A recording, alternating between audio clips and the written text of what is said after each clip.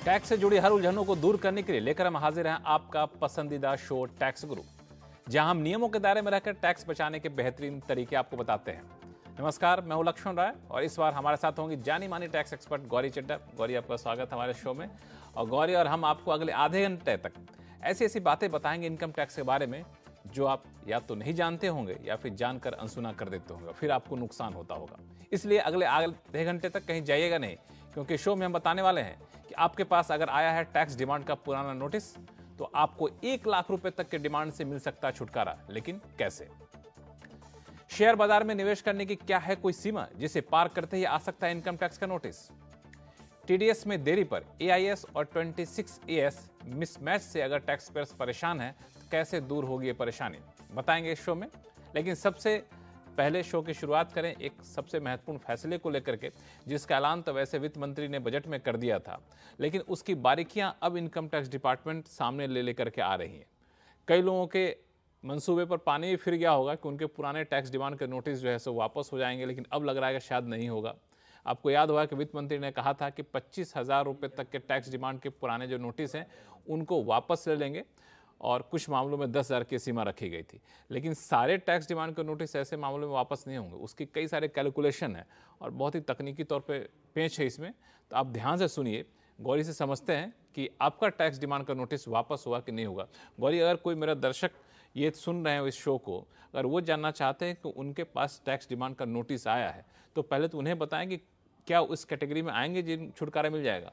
देखिए, जो tax demand का नोटिस है उसमें लगभग ज़्यादातर चीज़ें कवर की गई हैं। टीडीएस टीसीएस को अगर हटा दें तो आपका कोई income tax, wealth tax, gift tax कोई भी है, बहुत पुराना कोई नोटिस है तो उसमें आप कवर हो जाएंगे। तो साल 2010-11 तक के जो नोटिस है उसमें 25,000 की सीमा रखी गई है और 15-16 तक 10,000 की। लेकिन इसमें आपको इंडिविजुअल डिमांड एंट्री देखनी है, यानी कि ऐसा नहीं है कि सीधा सीधा 25,000 या 10,000 आपके माइनस होते रहेंगे। तो इंडिविजुअल जो डिमांड एंट्री है वो 25,000 से ज़्यादा और 2015-16 तक और उसके 2010-11 तक और 15-16 तक 10,000 से ज़्यादा नहीं होनी चाहिए। इसी के साथ एक अपर कैप लगाई है। पहले इसमें मेरे को 2 सीमा है, एक 2010-11 है और 2015-16 है। 2010-11 में सीमा है 25,000 और 2015-16 में सीमा है 10,000। 2015-16 तक मतलब 2010-11 और 15-16 के बीच का जो समय है उसमें 10,000 और एक एंट्री 25,000 से ज्यादा नहीं होनी चाहिए 2010-11 के लिए। अब 15-16 के लिए एक एंट्री 10,000 से ज्यादा नहीं होनी चाहिए। हाँ, तो अगर आपकी कोई एंट्री उससे कम है तो उसका बेनिफिट आपको मिल जाएगा। लेकिन यहाँ बेनिफिट मिलेगा मतलब वो वेव ऑफ हो जाएगी। आपकी जो पेनल्टी टैक्स का अमाउंट है, जो डिमांड आपकी आई है, वो सरकार वेव ऑफ कर देगी। लेकिन इसमें टोटल भी एक कैप रखी गई है कि जो टोटल आप ईच एंट्री जब आप देखेंगे, जब आप टोटल करते रहेंगे कि आपकी ये एंट्री वेव ऑफ हो गई, ये हो गई, तो आपको टोटल 1 लाख से ज्यादा का बेनिफिट नहीं मिलेगा। सारा कुछ मिला के 25,000 की एंट्री हो या 10,000 की एंट्री हो, जो भी बेनिफिट मिल रहा है आपका सारा मिला के 1 लाख से ऊपर नहीं हो सकता। तो अब अगर आप देखेंगे तो कई केसेस में देखा है कि ये जो एंट्री है वेव ऑफ होने लग गई है ऑलरेडी, क्योंकि आपको कहीं इसके लिए अप्लाई नहीं करना, ये ऑटोमेटिकली हो रही है। मैं आपके पास आऊंगा। मुझे एक चीज समझाइए, जो आप 1 लाख की सीमा आप कह रही हैं, उस 1 लाख की सीमा का मतलब क्या हुआ? मान लिया जाए टोटल टैक्स डिमांड के नोटिस जिसकी हर एंट्री के हिसाब से 20-20 हज़ार है, 25,000 नहीं है। 2010-11 तक 20,000 है, 2015-16 तक 8,000 रुपये है, और मिला करके हमारी एंट्री 1,50,000 की हो गई टोटल। तो क्या हमें 1 लाख तक वाले टैक्स डिमांड के नोटिस वापस हो जाएंगे? 50,000 वाले छोड़ दी जाएं कि नहीं? बिल्कुल नहीं होगा। नहीं, देखिए, जहां आपकी एंट्री 1 लाख क्रॉस कर रही है, जिस एंट्री की वजह से आप क्रॉस कर रहे हैं वो एंट्री भी आपको नहीं मिलेगी। ये मान के चलिए कि अगर आपकी 90,000 तक की एंट्री, 92,000 तक की आपकी एंट्री हो गई, अब आपकी 10,000 की डिमांड है जो जिसके लिए आप एलिजिबल हैं, लेकिन ये 10,000 जैसे ही आप क्लेम करेंगे आप 1 लाख से ऊपर चले जाएंगे, तो ये आपको नहीं मिलेगा। बहुत बड़ा पेंच है, तो कई सारी एंट्री का आपको वापस ना मिले डिमांड, तो समझ जाए कि यही एक वजह है। अब ये बताइए कि हमें क्या करना होगा? हमारा या किसी दर्शक का टैक्स डिमांड नोटिस आया है हुआ है, तो क्या ये वापस विड्रॉ करे? इसके लिए इनकम टैक्स विभाग को हमें रिक्वेस्ट करना होगा कि ऑटोमेटिक हो जाएगा? देखिए, ऑटोमेटिक होना शुरू हो चुका है। हो भी चुका है। आप बिल्कुल, जब आप अपना ऑनलाइन पोर्टल देखेंगे, ऐसा नहीं है कि हर केस में, लेकिन कुछ केसेस में देखा गया है कि ऑटोमेटिकली जो डिमांड है वो वेव ऑफ हो गई है। आप ऑनलाइन पोर्टल पे लॉगिन करेंगे, अपना पेंडिंग एक्शंस देखेंगे, उसमें डिमांड देखेंगे, तो कुछ केसेस में हो सकता है आपको देखने को मिले कि वो डिमांड आपकी वेव ऑफ हो गई है। हो सकता है ना भी हो, तो उसके लिए आप थोड़ा वेट कर लीजिए। आप एक बार अपनी कैलकुलेशन करके देखिए आप कौन सी डिमांड वेव ऑफ होनी चाहिए, कौन सी नहीं।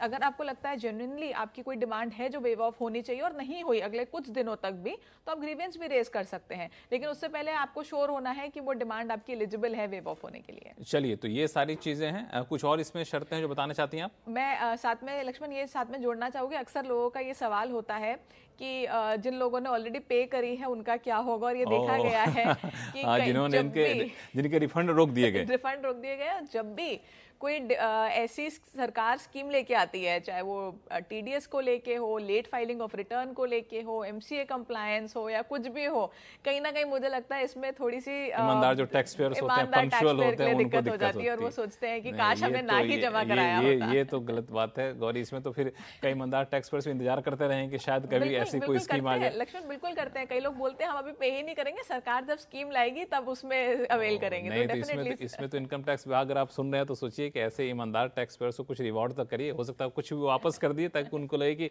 ईमानदारी का हमको फायदा मिला है, लेकिन ऐसे में तो ये तो बेईमानी है सरासर।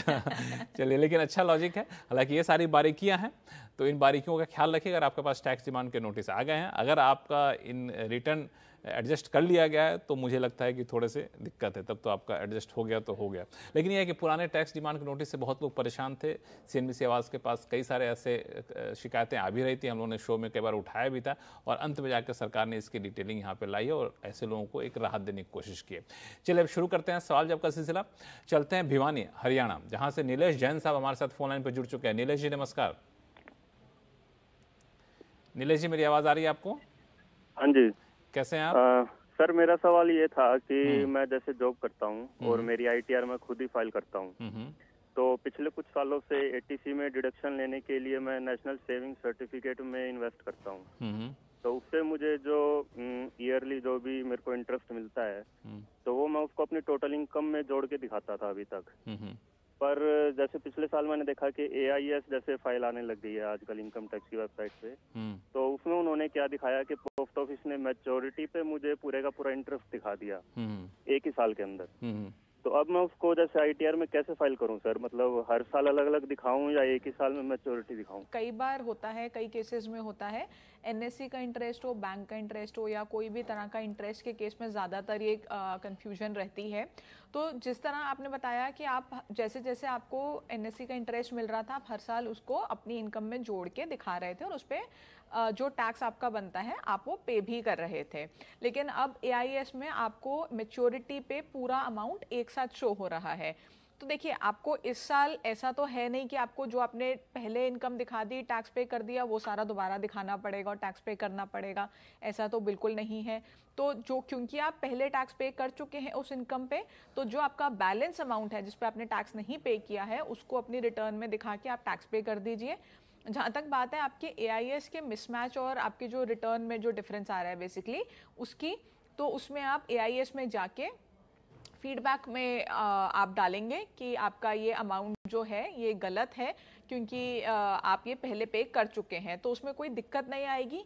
स्पेशली बिकॉज आपने कोई टैक्स इवेजन नहीं की है, आपने ऑनेस्टली पूरा टैक्स पे किया है, तो इसमें घबराने वाली कोई बात नहीं है। फीडबैक का ऑप्शन AIS में दिया गया है, उसको यूज़ करके आप एक फीडबैक डाल दीजिए। नीलेश जी, अब कोई कंफ्यूजन तो नहीं है? क्लैरिफिकेशन में हम जाते हैं तो मतलब इस तरह का कोई ऑप्शन नहीं होता कि मैं वहाँ पे कुछ लिख सकूं या अपनी बात को, मतलब कि मैंने पहले इंटरेस्ट दिखा दिया है आईटीआर में। ऑप्शंस आ रहे होते हैं ड्रॉप डाउन में काफ़ी सारे, तो उसमें काफ़ी सारे ऑप्शंस हैं, उसमें से आप चूज़ कर सकते हैं। और एक बार आपने अगर फीडबैक डाल दी तो वो इटसेल्फ बता दिया जाएगा उससे कि ये अमाउंट जो है इससे आप अग्री नहीं करते हैं, इसमें कोई दिक्कत नहीं है, तो आप वो फीडबैक डाल दीजिए। और अगर आपको बहुत ज़्यादा डर लग रहा है तो आप एक ग्रीवियंस भी डाल के छोड़ दीजिए। हालांकि मुझे नहीं लगता ग्रीवियंस की ज़रूरत है, आप AIS में खाली फीडबैक भी डाल देंगे तो वो मोर देन सफिशिएंट है, वो इसीलिए प्रोविजन बनाया गया है। अब चलते हैं कोलकाता, जहां से रोनाजॉय रॉय साहब हमारे साथ फोन लाइन पर जुड़ चुके हैं। रोनाजॉय जी बताएं, क्या सवाल है आपके पास?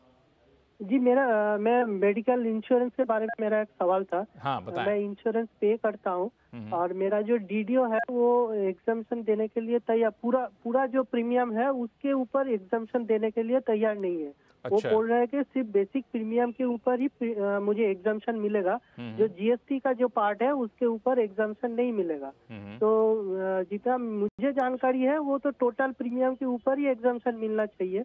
तो इसके बारे में मैं हमारे जो टैक्स एक्सपर्ट है उसका बिल्कुल राय बिल्कुल बिल्कुल डीडीओ जो कह रहे हैं और ये जो समझ रहे हैं, दोनों में अंतर विरोध है, कौन सही है? नहीं, मेरे ख्याल से ये बिल्कुल सही है। उन्होंने अपनी रिसर्च पूरी की हुई है कि रोना जी जब खुश है, आप सही हैं, आप बिल्कुल सही हैं, आप बताते हैं टैक्स रूल कैसे सही है आप। हाँ। सर प्रोग्राम देखता हूँ और उससे ही जो जानकारी है वो जो मुझे मिलता है। आपने बिल्कुल दिल खुश कर दिया। अब बताएंगे गौरी आपको कि कैसे आप सही हैं, अब क्या रास्ता क्या है? तो देखिए, सबसे पहले मैं बता दूं कि आप बिल्कुल सही हैं, क्योंकि आपका जो जीएसटी का अमाउंट आपने अपने प्रीमियम में पे किया है उसकी डिडक्शन भी आपको सेक्शन 80D में मिलेगी।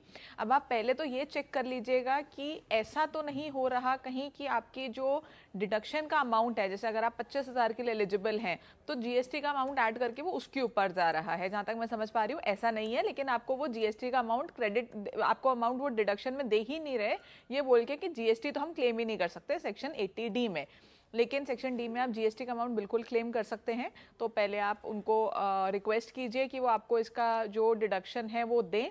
अगर बाय चांस नहीं मानते, बिल्कुल कोई सोल्यूशन नहीं निकल रहा, वो आपको नहीं दे रहे, तो भी कोई घबराने वाली बात नहीं है। जब आप अपनी रिटर्न भरेंगे तो आप उसको क्लेम कर सकते हैं। थोड़ा सा मिसमैच आएगा, बिल्कुल। जब अपनी देखिए, ये आपका जो टीडीएस काट रहे हैं उसकी कैलकुलेशन के लिए आपको बेनिफिट नहीं दे रहे, वो टीडीएस उस हिसाब से काटेंगे और टीडीएस जमा कर आपको फॉर्म 16 दे देंगे। लेकिन जब आप एक्चुअल रिटर्न भरने बैठेंगे तो आप इसको क्लेम कर सकते हैं। लेकिन जैसा मैंने कई बार पहले भी शो में बताया है कि जब आपका फॉर्म 16 और आपकी रिटर्न में थोड़ा सा डिफरेंस आता है तो उस केस में कई बार इशू आ सकता है। लेकिन जेन्युइन केस है, जेन्युइन चीज़ है, तो आप बिल्कुल क्लेम कर सकते हैं, इसमें कोई भी आपको रोक नहीं सकता। तो जो बैलेंस अमाउंट आपका होगा, जो आपका एक्स्ट्रा टीडीएस कट गया होगा इस बेनिफिट को ना देने की वजह से, वो आपका रिफंड आ जाएगा। लेकिन पहली आपकी जो ऑप्शन है वो यही होना चाहिए कि आप बिल्कुल कन्विंस करें। तो रोना जाय साहब, डीडीओ को कन्विंस करिए, बताइए कि ये है, और ना हो तो उनको टैक्स क्रू का वीडियो दिखाइएगा कि हम बहुत बड़े टैक्स एक्सपर्ट ने बहुत बड़े चैनल पे सुझाव दिया है, और नहीं माने तो रास्ता ये भी है कि आप खुद भी यहाँ पे रिफंड क्लेम कर सकते हैं इसको। और तब भी ना हो तो हम लोग यहाँ बैठे हुए, बिल्कुल चिंता ना करें, आप हमारे शो को देखते रहिए, ऐसे आपको बेहतरीन सुझाव और बेहतरीन जानकारी मिलती रहेगी। और फिलहाल वक्त है छोटे से ब्रेक का। ब्रेक के बाद समझेंगे कि अगर शेयर बाजार में निवेश किया आपने तो क्या इस निवेश की कोई सीमा है जिसे पार करने के बाद इनकम टैक्स का नोटिस आ सकता है? ऐसा है क्या? बताएंगे छोटे से ब्रेक के बाद।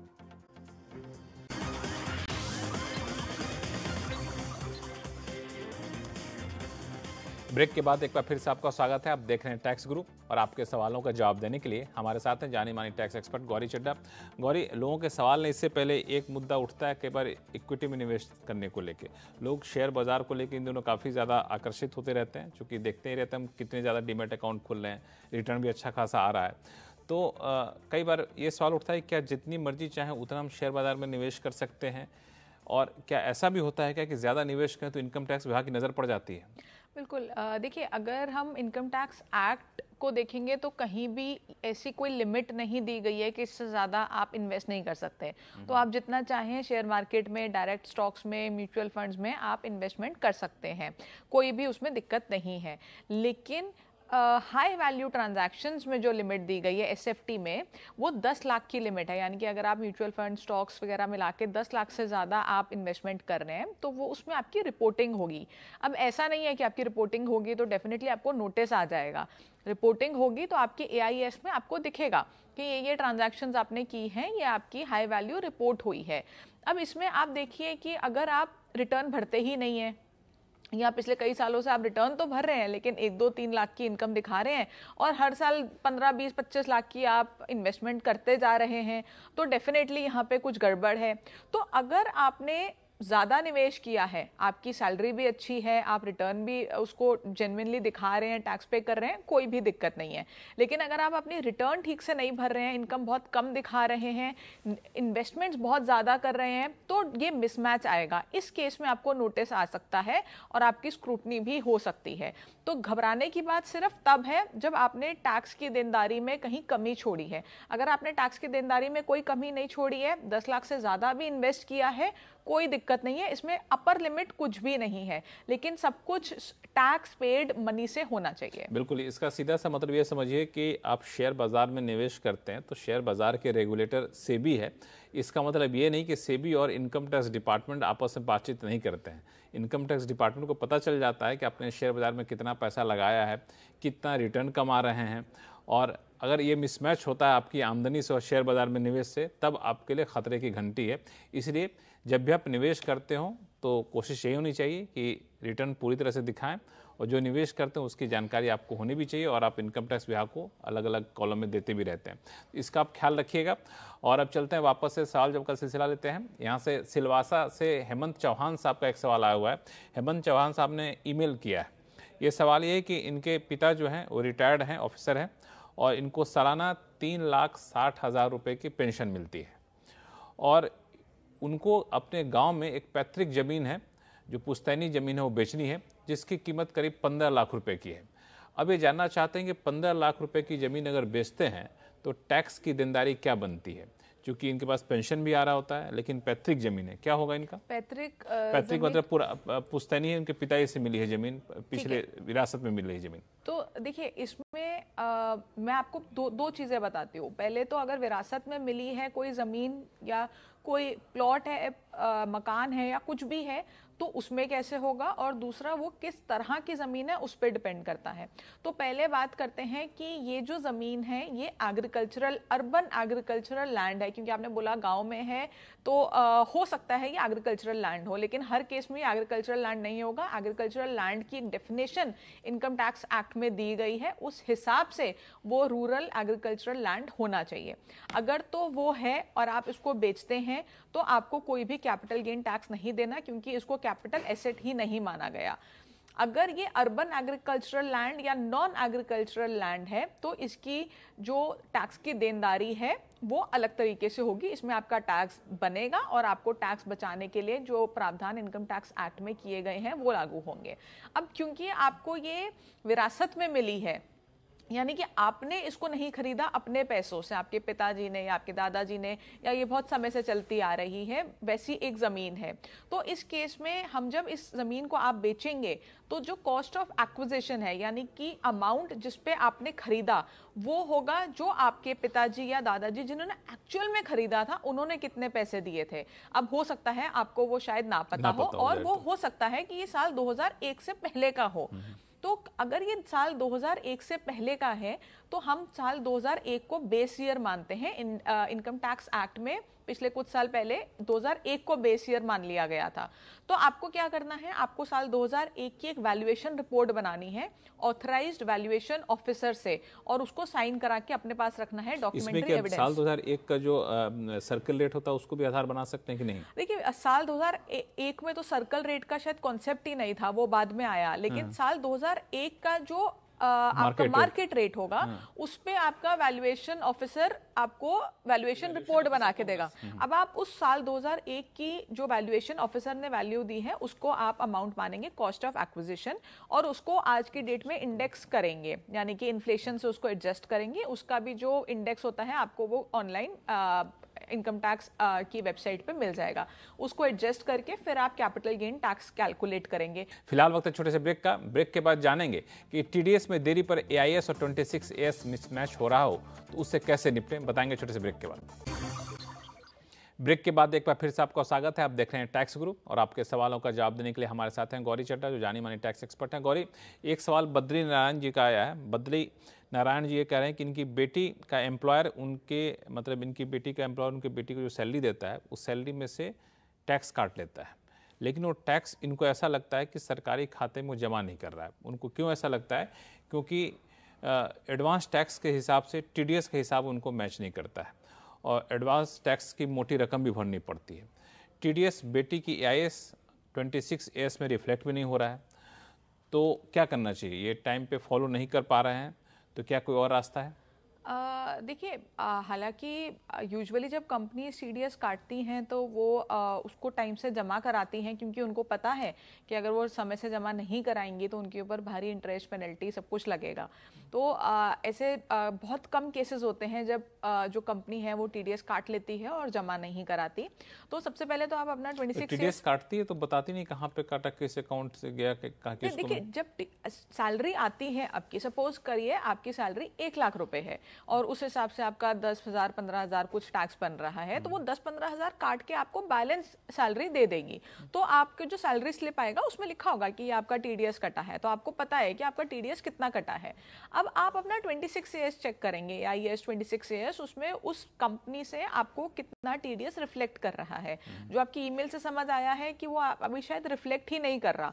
तो कई बार ऐसा हो सकता है कि जो कंपनी है उसने गलत खाते में टीडीएस जमा करा दिया, या अभी उनकी रिटर्न ही नहीं गई है, रिटर्न लेट जा रही है, वो विद जो लेट फी है वो पे करेंगे। तो आप एक बार अपने जो एम्प्लॉयर के जो भी टीम है अकाउंट्स की, HR की, जिनसे आप कंसल्ट करते हैं, बात करते हैं, उनसे पूछिए कि ये क्या मामला है, क्यों मेरा 26AS में और AIS में अभी रिफ्लेक्ट नहीं कर रहा।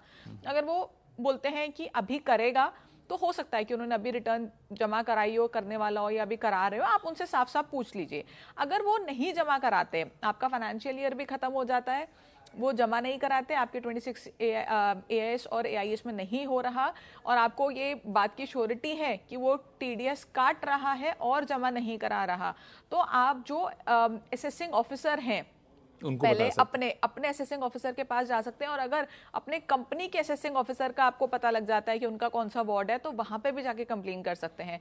ये बहुत ही संगीन मामला है जहां पे जो आपका एम्प्लॉयर है वो टीडीएस ना जमा कराए। सबसे बेहतरीन तो ये कि आप पहले एम्प्लॉयर से पूछिए कि आप टीडीएस काट रहे हैं, हमें दिख नहीं रहा 26AS में, तो उसका निदान वो एम्प्लॉयर बताएगा। फिर भी आप संतुष्ट नहीं तो असेसिंग ऑफिसर पर जाकर के कंप्लेन कर सकते हैं, और इसमें डेफिनेटली एक्शन भी लिया जाता है, और एम्प्लॉयर के ऊपर बहुत भारी इंटरेस्ट, पेनल्टी, और वर्स्ट केसेस में तो इम्प्रिजनमेंट भी है।